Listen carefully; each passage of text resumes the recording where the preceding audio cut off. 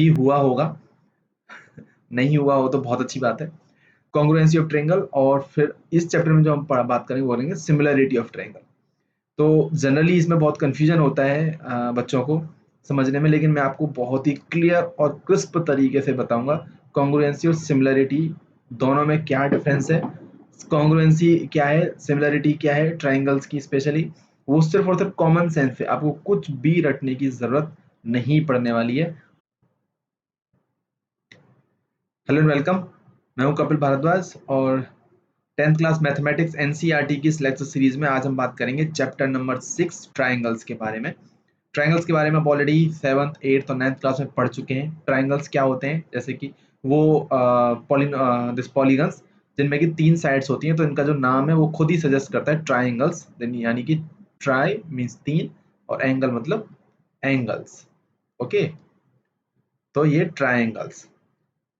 अब देखिए, मैं आपको जस्ट रिवाइज कराने के लिए बता दूं कि ट्रायंगल्स के टाइप्स क्या क्या होते हैं, क्योंकि वो इस चैप्टर में आगे उनका काम पड़ेगा। तो देखिए, ट्रायंगल्स अगर हम बात करें, उनकी कैटेगरीज जो होती है वो दो बेसिस पे हम कैटेगरी उनकी पढ़ते हैं। एक बेसिस है कि साइड के हिसाब से उनकी कितनी कैटेगरी होती है, वो 3 होती है। आपको याद करने की जरूरत नहीं है, अभी तक आपने रटा होगा कि आइसोस्केल ट्रायंगल, इक्विलेटरल ट्रायंगल और scalene triangle, right angle triangle, obtuse angle triangle, acute angle triangle, वो 6 प्रकार होते हैं। लेकिन 6 में से 3 होते हैं साइड के हिसाब से और 3 होते हैं एंगल के हिसाब से। तो साइड के हिसाब से देखो, उसमें 3 साइड है, तीनों की तीनों बराबर हो सकती है। एक पॉसिबिलिटी ये है। तो तीनों जब बराबर होंगी तो उनको बोलते हैं इक्विलेटरल, मतलब इक्वी मीन्स ऑल इक्वल्स। जब उसमें 2 साइड बराबर होंगी तो उनको आइसोस्केल, जब तीनों के तीनों डिफरेंट होंगे, कोई भी बराबर नहीं हो, तो उसको बोलते हैं स्केलेन ट्रायंगल। मैं जस्ट आपको रिवाइज करा रहा हूँ, ये आप ऑलरेडी पढ़ चुके हैं। फिर बेस्ड ऑन एंगल क्या कैटेगरी होती है उनकी। देखिए, एंगल के क्या टाइप होता है, एंगल के टाइप से ही ट्रायंगल होता है। एंगल क्या, 0 से 90 डिग्री एंगल को क्या बोलते हैं हम, एक्यूट एंगल ट्रायंगल। ओ एक्यूट एंगल्स, तो अगर तीनों के तीनों एंगल एक्यूट एंगल है किसी ट्रायंगल के, तो वो एक्यूट एंगल ट्रायंगल कहलाएगा। अगर उसमें एक भी एंगल राइट एंगल है तो उसको राइट एंगल ट्रायंगल बोलेंगे। और उसमें एक भी एंगल अगर ऑब्ट्यूज एंगल है, मतलब 90 से 180 डिग्री के बीच में, तो उसको हम ऑब्ट्यूज एंगल ट्रायंगल बोलेंगे। ठीक है, जस्ट उनकी खुद की डेफिनेशन पे ट्रायंगल की डेफिनेशन बना दी है। अभी अब पर्टिकुलरली मैं आपको रिकॉल कराऊं कि 9th क्लास में आपने पढ़ा था कॉन्ग्रुएंसी ऑफ ट्रायंगल। कॉन्ग्रुएंसी, जिसमें कि बहुत कंफ्यूजन होता है। होपफुली आपको भी हुआ होगा, नहीं हुआ हो तो बहुत अच्छी बात है। कॉन्ग्रुएंसी ऑफ ट्रायंगल, और फिर इस चैप्टर में जो हम बात करेंगे वो करेंगे सिमिलरिटी ऑफ ट्रायंगल। तो जनरली इसमें बहुत कंफ्यूजन होता है बच्चों को समझने में, लेकिन मैं आपको बहुत ही क्लियर और क्रिस्प तरीके से बताऊंगा कॉन्ग्रुएंसी और सिमिलरिटी दोनों में क्या डिफरेंस है, कॉन्ग्रुएंसी क्या है, सिमिलरिटी क्या है ट्रायंगल्स की स्पेशली। वो सिर्फ और सिर्फ कॉमन सेंस है, आपको कुछ भी रटने की जरूरत नहीं पड़ने वाली है। उसके लिए आप इस वीडियो को अंत तक देखें। देखिए, पहले हम जंप करें कॉन्ग्रुएंसी और सिमिलरिटी पे। मैं आपको सबसे पहले किसी भी कोई भी अगर पॉलीगन है, उसकी उसके बारे में 2 प्रॉपर्टीज होती हैं। एक होता है शेप। शेप, देखिए शेप क्या है कि वो दिखता कैसा है, और एक होता है साइज। मैं आपको बहुत ही क्रिस्प और बहुत ही कॉन्सेप्ट क्लियर और कॉमन सेंस के हिसाब से बता रहा हूँ। शेप होता है कि दिखता कैसा है, कि वो ट्राइंगल है कि रेक्टेंगल है कि सर्कल है कि ट्रेपीजियम है, वट एवर इट इज, वो उसे बोलते हैं शेप। साइज होता है कि वो कितना बड़ा है या कितना छोटा है। अब देखिए, साइज मेजर करने के लिए अगर आपको स्क्वायर दिया जाए, तो आप सिर्फ एक साइड से स्क्वायर डिफाइन होता है, तो साइड बड़ी होगी छोटी होगी, उसके हिसाब से वो बड़ा और छोटा होगा। सर्कल होगा तो रेडियस से डिफाइन होता है, सर्कल रेडियस बड़ी छोटी होगी तो वो बड़ा छोटा होगा। रेक्टेंगल में 2 चीजें होती हैं, एक ए साइड वर्टिकल साइड भी होती है, हॉरिजॉन्टल साइड भी होती है, जैसे ए और बी बोलते हैं। उन दोनों का जो बड़ा और छोटा होना होगा, उसके हिसाब से वो बड़ा छोटा होगा। तो शेप और साइज 2 चीजें होती हैं। अब देखिए, मैं आपको यहीं पे बता के चल रहा हूँ, उसके बाद हम एनसीईआरटी के चैप्टर को फॉलो करेंगे तो आपको अच्छे से समझ में आएगा।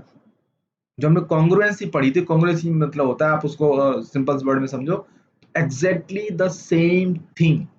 एग्जैक्टली सेम थिंग कोई भी पॉलीगन कब होगा, जब उसका शेप भी एक जैसा हो, साइज भी एक जैसा हो, तो उसे बोलते हैं एग्जैक्टली सेम। पॉलीगन्स को हम बोलते हैं कॉन्ग्रुएंसी। तो और लेकिन सिमिलरिटी क्या होती है, सिमिलरिटी में ओनली शेप का सेम होना जरूरी है, साइज में नॉट बी द सेम। अब देखिए, यहीं से मैं आपको इन दो चीजों को टिक आप याद रखिए, आपको सारे कॉन्सेप्ट क्लियर हो जाएंगे सिमिलरिटी और कॉन्ग्रुएंसी के। शेप और साइज दोनों बराबर हो, सेम हो दो फिगर्स के, तो वो कॉन्ग्रुएंट कहलाएंगे। और अगर ओनली शेप बराबर हो, एक जैसा हो और साइज डिफरेंट हो सकता है, उसको हम बोलेंगे सिमिलरिटी। अब देखिए, डिटेल में हम बात करेंगे अभी आगे इस चैप्टर में। देखिए, सिमिलर फिगर, अभी अभी हम बात करेंगे ट्रायंगल्स की हमको जरूरत ही क्यों पड़ती है। ट्रायंगल्स की जरूरत पड़ने के लिए, अब देखिए जस्ट यहाँ पे एक बहुत अच्छा एग्जांपल दे रखा है एनसीईआरटी में कि ये माउंटेन है, आप माउंटेन की हाइट कैसे मेजर करेंगे, लेंथ कैसे मेजर करेंगे। आप ऐसे इंची टेप लेके चढ़ना शुरू करोगे, ऐसे करके ऐसे मेजर करते 1 मीटर 2 मीटर 4 मीटर, पॉसिबल नहीं है। तो यहाँ पे क्या है, हम ट्रिग्नोमेट्रिक ज्योमेट्री का यूज करते हैं और ये ट्रायंगल बनाओ, इसमें बताएं कैसे निकालते हैं। आप आराम से इसकी हाइट निकाल सकते हैं, जो भी आपको निकालना है निकाल सकते हैं, मेजर करते हैं विदाउट एनी यूजिंग एक्चुअल इंची टेप। तो हम आगे बात करेंगे कैसे। तो इसलिए ट्रायंगल्स का बहुत बड़ा इंपॉर्टेंस होता है ज्योमेट्रिकल प्रॉब्लम्स को सॉल्व करने में और एक्चुअल लाइफ के कुछ पैरामीटर्स कैलकुलेट करने में। अब देखिए, जैसे मैंने आपको बताया कॉन्ग्रुएंसी क्या है और सिमिलरिटी क्या है। कॉन्ग्रुएंसी, शेप साइज दोनों सेम हो। सिमिलर फिगर क्या है कि शेप ओनली सेम हो, साइज में नॉट बी द सेम। देखिए, ये एक सर्कल है, अभी हम यहाँ बात करेंगे, ये एक सर्कल है इनर सर्कल, ये एक सर्कल है, दोनों सिमिलर है। They are not congruent because shape तो सेम है लेकिन साइज सेम नहीं। देखिए, ये इतना छोटा है, ये इतना बड़ा है, तो ये कॉन्ग्रुएंट नहीं है बट सिमिलर है। ये दोनों भी सिमिलर है। आप क्योंकि सर्कल में सिर्फ और सिर्फ शेप हमेशा सेम रहता है, सिर्फ साइज चेंज होता है, तो all the circles are always similar but they are not always congruent. ठीक है, क्योंकि इनके साइज डिफरेंट होते हैं। स्क्वायर्स, स्क्वायर्स भी साइज इतना है, ये साइज बड़ा है, ये साइज छोटा है, ये थोड़ा बड़ा है, लेकिन शेप सबके सेम है। They are all similar but may not be congruent. तो इससे क्या पता चलता है आपको, अभी मैं जो ऊपर यहाँ पे जो टिक करके आपको ये समझाया था, इसका मतलब है हमें सिर्फ एक ही कंडीशन चाहिए सिमिलरिटी के लिए कि उसका शेप सेम हो। कॉन्ग्रुएंसी में दो दो कंडीशन चाहिए। अगर कोई फिगर कॉन्ग्रुएंट है तो वो ऑटोमेटिकली सिमिलर हो ही गया, क्योंकि उसमें एक सेटिस्फाई, एक कंडीशन सेटिस्फाई हो ही गई ऑटोमेटिक। लेकिन अगर सिमिलर है तो that may not be congruent, क्योंकि उसमें जो दूसरी कंडीशन है वो सेटिस्फाई हो भी सकती है, नहीं भी हो सकती है, इसलिए वो कॉन्ग्रुएंट नहीं होंगे। तो in general every congruent figure is similar but every similar figure may not be congruent. Remember this, or just process it your through your common sense. Okay, let's move ahead. हाँ, okay, ये होगी similarity के बारे में। अब देखिए, जो मैंने बात बोली अभी, all congruent figure are similar but all similar figure need not be congruent. भाई जो मैंने आपको एक्सप्लेन किया अभी, दिस इज डन नाउ। एक और बात आप यहाँ पर पढ़ सकते हैं, मैं आपको एक और कॉन्सेप्ट समझाऊंगा by common sense again. Scalability, scalability क्या होती है। देखिए, शेप सेम है, साइज में नॉट बी सेम। साइज को डिफाइन कौन करता है, जैसे स्क्वायर है, स्क्वायर की साइड होती है, साइड अगर छोटी है तो साइज छोटा है, साइड बड़ी है तो साइज बड़ा है। तो अगर आप साइज को बड़ा छोटा करते हैं, उससे उसकी लेंथ को बड़ा छोटा करते हैं, तो पूरा साइज बड़ा छोटा होता है स्क्वायर में। तो जो स्केलेबिलिटी है, आप साइड को डबल कर देंगे, दैट इज स्केलेबिलिटी, मतलब आपने डबल कर दिया उस साइड के साइज को, लेंथ को, तो होती है स्केलेबिलिटी। और स्केलेबिलिटी का प्रोपोर्शन से भी मेजर करते हैं। जैसे कि मैं आपको एग्जांपल दूं, जस्ट छोटा सा एग्जांपल, ये ए बी कोई लाइन है, ये ए डैश बी डैश कोई लाइन है। अब देखिए, इन दोनों के साइज में डिफरेंस है, तो मैं इसकी स्केलेबिलिटी कैसे निकालूंगा, a dash b dash upon A B.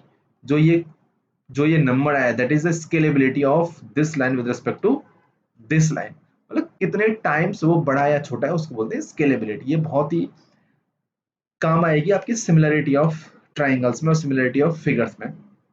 अब देखिए, मैंने जैसे कहा था कि अभी अभी हाँ, अभी हम बात करेंगे सिर्फ और सिर्फ पोलिनोमियल की, सॉरी पॉलीगन की, जिसमें कि मल्टीपल पॉली मतलब बहुत सारी गन्स, मतलब ये पॉलीगन्स के बारे में बात करेंगे। टू पॉलीगन्स, अभी हम बात की ट्रायंगल्स की, तो यहाँ बात करेंगे पॉलीगन्स की।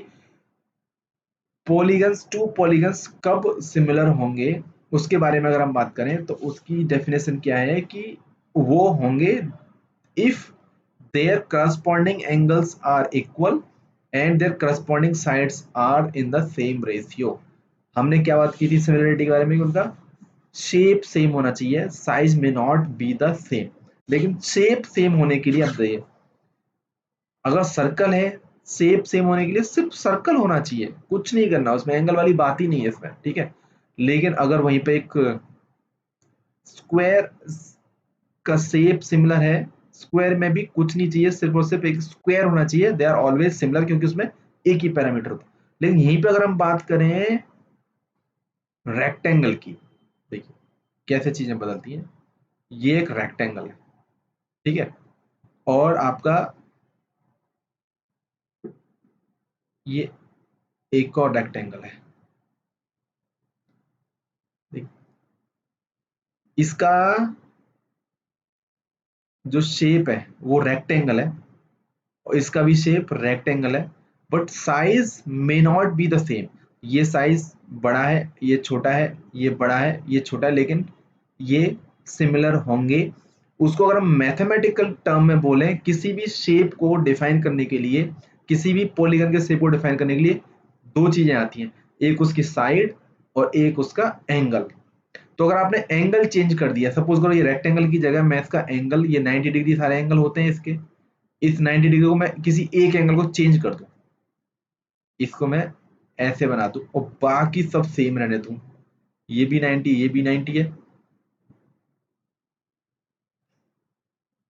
ये 90 नहीं होगा क्योंकि ये एंगल पे है, राइट, ये डिफरेंट एंगल है, ये डिफरेंट एंगल है।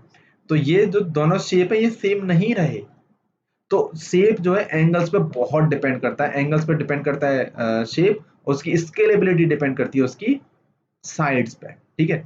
तो इसीलिए यहाँ पे दो दो टर्म्स आए मैथमेटिकली। अगर बात करें सिमिलरिटी ऑफ फिगर्स की तो, और या फिर पॉलीगन्स की, तो उनके जो एंगल्स होने चाहिए, करस्पॉन्डिंग एंगल वो सेम होने चाहिए, और साइड सेम प्रपोर्शन में होनी चाहिए, तो वो फिगर सिमिलर होंगे, ठीक है।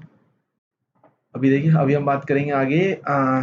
ये एक छोटा सा एग्जांपल दे रखा है कि ऊपर एक बल्ब लटका हुआ है यहाँ पे, ये सॉरी, देखिए यहाँ पे एक ये बल्ब लटका हुआ है और यहाँ से रेज आ रही है। आपने यहाँ पे एक ये ट्रेपीजियम बनाया, रेज को कांटेक्ट में किया, फिर उसके बाद और नीचे उसको ले गए, लेकिन आपने एंगल्स को चेंज नहीं किया, सिर्फ उसका साइज चेंज हुआ है, शेप चेंज नहीं हुआ क्योंकि हमने एंगल्स को चेंज नहीं किया।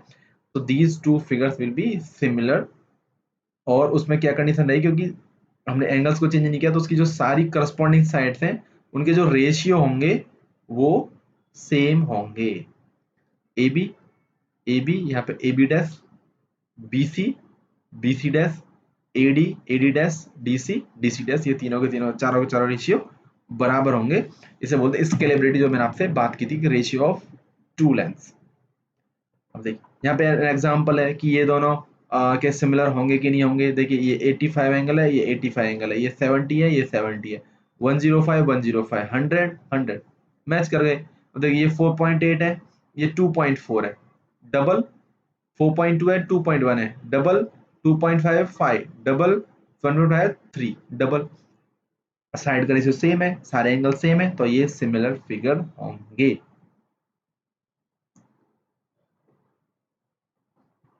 देखिए ये तो वही वाली बात है कि if a is equals to b is equals to c, तो a is equals to c. अगर एक पॉलिनोमियल दूसरे इससे सिमिलर है, ये इससे सिमिलर है, तो ये आपस में भी सिमिलर होंगे। वो तो जस्ट कॉमन सेंस वाली बात है।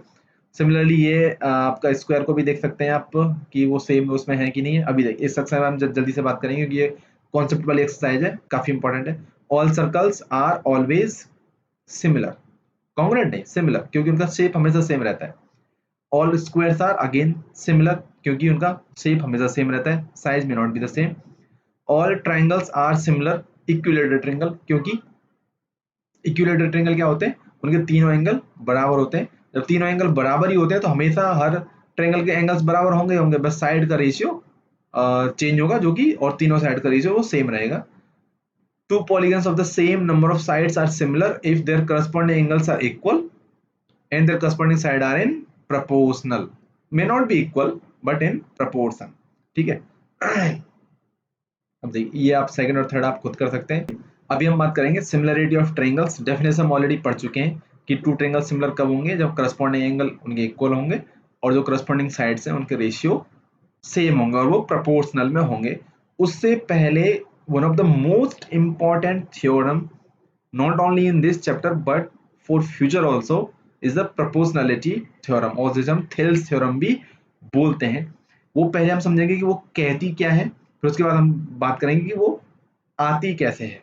तो ये सब इसकी एक्टिविटीज हैं, आप ये सब पढ़ सकते हैं। अब देखिए थ्योरम क्या कहती है कि if a line drawn parallel to one side of a triangle to intersect the other two sides and distinct points, the other two sides are divided in the same ratio। समझने की कोशिश करना है इसको। कोई भी ट्रायंगल हो, कोई भी कैसा भी ट्रायंगल हो, no matter how this is, आप इसमें जैसे ये ए बी सी मैंने एक ट्रायंगल लिया, इसमें ये बी और सी साइड है, इसके इसके पैरेलल मैंने एक लाइन खींची जो इन बाकी के दो लाइन को कट करती हुई जा रही है किसी point D and D dash पे। ठीक है, डी एंड डी डैश पे। तो ये थ्योरम क्या कहती है कि ये जो लाइन है इन दोनों को सेम प्रोपोर्शन में डिवाइड करेगी। इसका मतलब है कि हमको ये देखिए जैसे यहाँ पे दे रखा है AD upon DB must be equal to AE upon EC, ये हमको प्रूव करना है। ये है, अब देखिए ये है मेन थ्योरम कि आप पैरेलल जाएगी तो वो दोनों साइड्स को सेम प्रोपोर्शन में डिवाइड करेगी। इसके कई सारे सब रिजल्ट्स होंगे जिसके बारे में हम बात करेंगे नेक्स्ट। बट हम इस थ्योरम को थोड़ा देख लेते हैं कि आई कैसे प्रूव कैसे किया, कि उसका प्रूफ अक्सर पूछ लिया जाता है एग्जाम्स में। तो आप प्रूफ को थोड़ा अच्छे से देखें। कुछ नहीं है, प्रूफ इसका बेस्ड ऑन है एरिया ऑफ ट्रायंगल। देख एरिया ऑफ ट्रायंगल पहले मैं बात कर दूं, इस थ्योरम पे जंप करने की बजाय। एक कोई ट्रायंगल है, एरिया ऑफ ट्रायंगल क्या होता है, half into B into H. तो मैं आपको आज बी इंटू एच की प्रॉपर तरीके से देखिए, एच क्या है, altitude, altitude of the base. अब देखिए अगर ये ए बीसी है, बीसी के ऊपर मैं बहुत सारी परपेंडिकुलर लाइन खींचू ऐसे करके, बहुत सारी इनफिनिट नंबर ऑफ एक ऐसी परपेंडिकुलर लाइन होगी जो हमारे इस पॉइंट से गुजरेगी। तो ये जो परपेंडिकुलर लाइन होती है इस बीसी पे, इसको बोलते हैं परपेंडिकुलर। जो होता है ना, जो एरिया होता है half into B into H, ये बहुत इस फॉर्मूला है बहुत इजी सा, लेकिन इसको लगाने में बहुत लोगों को कंफ्यूजन क्रिएट हो जाता है कि ये फॉर्मूला लगते कैसे है। जनरली अगर राइट एंगल ट्रायंगल होता है तो इजीली लोग लगा देते हैं कि ये हो गया बी, ये हो गया आपका एच। लेकिन जनरल ट्रायंगल होता है उसमें इसमें आइडेंटिफाई करना बहुत मतलब इतना इजी नहीं होता। तो आपको ये फॉर्मूला बहुत अच्छे से समझना पड़ेगा। इस फॉर्मूले को समझने के लिए हम क्या करें कि परपेंडिकुलर ये जो बी है, ये बी है वो बेस है। अब बेस ये भी हो सकता है, ये भी हो सकता है, ये भी हो सकता है, लेकिन base and height are correlated to each other. तो बेस वही होगा जिसके परपेंडिकुलर हम हाइट ले रहे हैं। तो सपोज करिए कि आपको एक ट्रायंगल दे रखा है और इसके परपेंडिकुलर ये लाइन दे रखी है ए बी सी और डी, और आपको ये ए बी दे रखा है। तो आप ये नहीं कर सकते कि A B into A D into half, वो एरिया नहीं होगा। उसके लिए क्या है कि यहां से परपेंडिकुलर यहां पे होना चाहिए, तो ये लेंथ ली जाएगी, उसको बोलेंगे हम उसका हाइट। तो ये बहुत अच्छे से ध्यान रखें, हाइट वही होती है जिस बेस को आप ले रहे हैं उसका perpendicular to the opposite corner और वर्टेक्स, उसे ही हम हाइट बोलते हैं। तो ये फॉर्मूला आप बहुत अच्छे से दिमाग में रखें इस चीज को। ठीक है, अब देखिए ये ट्रायंगल ले लिया हमने कोई और ये लाइन खींच दी डीई। अब देखो मैं आपको पहले फिगर समझा दूं फिर आपकी इसको मैथमेटिक्स बताऊंगा। इसमें हमने एक कुछ कंस्ट्रक्शन की है अपनी तरफ से। तो ई से हमने परपेंडिकुलर लाइन डाली ए डी पे। ई अब क्या है, ये ई एन आपकी हाइट हो गई और ए डी आपका बेस हो गया for a d e triangle. Similarly हमने डी से हाइट परपेंडिकुलर डाला ए ई पे। अब देखो ए ई और a c are of the same line, दोनों सेम लाइन के पार्ट है। तो अगर एक परपेंडिकुलर एक लाइन पे होगा तो वो परपेंडिकुलर दूसरी लाइन पे भी वो परपेंडिकुलर होगा ही होगा। ठीक है, मैं समझा, ये एक लाइन है ए बी, इसको मैं आगे एक्सटेंड कर दूं, यहाँ पे परपेंडिकुलर है तो ये तो इस पर भी परपेंडिकुलर होगा ही होगा ना, क्योंकि ये जो एक्सटेंडेड लाइन है वो इसी लाइन का पार्ट है, इसीलिए। अब देखो हम बात करेंगे अभी ए डी ई ट्रायंगल के बारे में। ADE ट्रायंगल का एरिया कैसे कैलकुलेट कर सकते हैं? देखो हम ADE area half into base into height, जो मैंने अभी समझाया था। अब देखो यहाँ पे जो हमने AD बेस हमने AD लिया है, तो हमको हाइट कौन सी लेनी पड़ेगी? EN, क्योंकि ये EN ही इसके परपेंडिकुलर है। ठीक है, हम इसको परपेंडिकुलर को नहीं ले सकते क्योंकि ये इसके परपेंडिकुलर, ये AE के परपेंडिकुलर है। तो AD इंटू EN एक तरह से एरिया हो गया। सिमिलरली ADE का एरिया और कैसे होगा? ADE half into AD into EN, तो ये तो हमने यहां से लिख दिया। अब BDE का एरिया, BDE का एरिया इसका, देख क्योंकि हम ये दो ट्रायंगल क्यों चूज किया हमने? क्योंकि हमको AD और DB को देखना है फाइनली, इसलिए। तो BD का एरिया क्या हुआ आपका? Half into DB into EN। अब मैंने जैसे कहा था कि AD पे परपेंडिकुलर EN है, तो AB पे भी परपेंडिकुलर EN ही होगी, क्योंकि ये दो AD और AB दोनों सेम लाइन के ही सेगमेंट हैं, इसीलिए। तो यहाँ पे जो बेस हो गया इसका क्या होगा? AB हो गया, और परपेंडिकुलर हमारा EN ही रहा। नहीं, हम सिर्फ इस ट्रायंगल की बात कर रहे हैं, तो DB हमारा वो हो गया, बेस हो गया, और ये हमारा हाइट रही। सिमिलरली ADE की अगर मैं इस बेस के करस्पॉन्डिंग और इस साइड करस्पॉन्डिंग ADE का एरिया निकालूं, तो ये हो जाएगा आपका DM इंटू AE, ये। और सिमिलरली DEC का क्या हो जाएगा आपका? EC into DM, EC base और हाइट DM, क्योंकि D से EC पे परपेंडिकुलर DM ही है हमारा ये। अब देखो, अब हम ADE और BDE का रेशियो ले दें, क्योंकि हमको अल्टीमेटली इन दोनों का रेशियो चाहिए। तो इन दोनों का रेशियो क्या आएगा? एरिया ADEN, DBEN, EN से EN कट गया, AD upon DB। Area of again ADE into DEC क्या होगा? जो हमने ऊपर निकाले उसमें AE अपॉन EC हो गया। अब देखिए, ये एक और डेफिनेशन है जो मैं आपको अलग से बताता हूँ, उसके बाद हम इस पर बात करेंगे। ये कह रहा है कि BDE and DEC are the same, are having the same base DE and between the same parallel lines BC and DE, तो उनका एरिया सेम होगा। कैसे? ये जो थ्योरम है वो ऐसी है, अगर दो पैरेलल लाइन है, दो पैरेलल लाइन है, उसमें मैं कोई भी एक बेस ले लूं यहाँ पे AB, और यहाँ से मैं एक ऐसा ट्रायंगल बनाऊं जो इस दूसरी पैरेलल लाइन को टच कर रहा है। यहाँ से मैं कितने भी ट्रायंगल बना लूं ऐसे करके, इन सब का एरिया सेम ही होगा। ये आप थ्योरम याद रख लीजिए, बहुत बहुत इंपॉर्टेंट है। अगेन कॉमन सेंस है, लेकिन इसका प्रूफ इसका बहुत ही सिंपल सा है। बहुत, देखिए मैं आपको जस्ट बता देता हूँ कैसे। ये एक ट्रायंगल हुआ।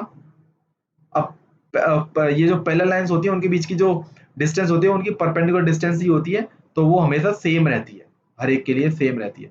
आप चाहे यहाँ से खींचो, चाहे आप यहाँ से खींचो, ये सब बेस सेम है, हाइट सेम है, तो half into B into H, उनका सबका एरिया भी सेम होगा। इसी थ्योरम को यूज करते हुए कहा है, देखिए ये जो ट्रायंगल है BDE और DEC, देखो ये दोनों DE और BC पैरेलल है, और DE सेम बेस है। ये दो ट्रायंगल है, एक ये ट्रायंगल और ये ट्रायंगल, दो पैरेलल लाइन के बीच में बेस सेम है, तो इन दोनों का एरिया बराबर होगा। इसका मतलब देखो, इन दोनों का एरिया बराबर हो गया, तो ये दोनों रेशियो बराबर हो गए। ये दोनों रेशियो बराबर हो गए मतलब क्या है? इनके सामने का रेशियो बराबर हो गया, and that's what the proportionality theorem is. Similarly you can just we just proved it. Proportionality theorem हमने जस्ट प्रूव कर, तो आप किसी भी ट्रायंगल में कितने भी सेगमेंट कर लो, वो सब के सब जो सेगमेंट होंगे वो आपस में प्रोपोर्शनल होंगे ही होंगे। ठीक है,